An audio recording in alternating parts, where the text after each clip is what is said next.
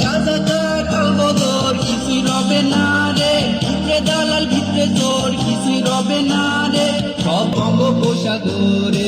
পিকআপে করে sound box বাজিয়ে ক্যাম্পাসে ঘুরে বেড়ালেন ঢাকা বিশ্ববিদ্যালয়ের বামপন্থী একাধিক ছাত্র সংগঠনের কিছু নেতাকর্মী। তারা জামায়াত ইসলামী ও ইসলামী ছাত্র শিবিরকে লক্ষ্য করে বেশ কিছু গানও বাজিয়েছেন।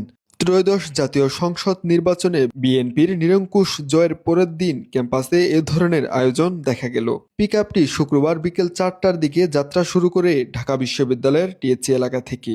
সেটি জগন্নাথ হল, ফুলার রোড, ভিসি চত্বর ও হলপাড়া সহ পুরো ক্যাম্পাস প্রদক্ষিণ করে। শিক্ষার্থীরা এ সময় মূলত প্রিন্স মাহমুদের রাজাকার আলবদর কিছুই রবে না রে, সব রাজাকার ভাইসা যাইব বঙ্গোপসাগরে গান বাজান। তারা ডাকসু বিপি সাদিক কায়েমকে নিয়ে ব্যঙ্গ করে বানানো গানও বাজান।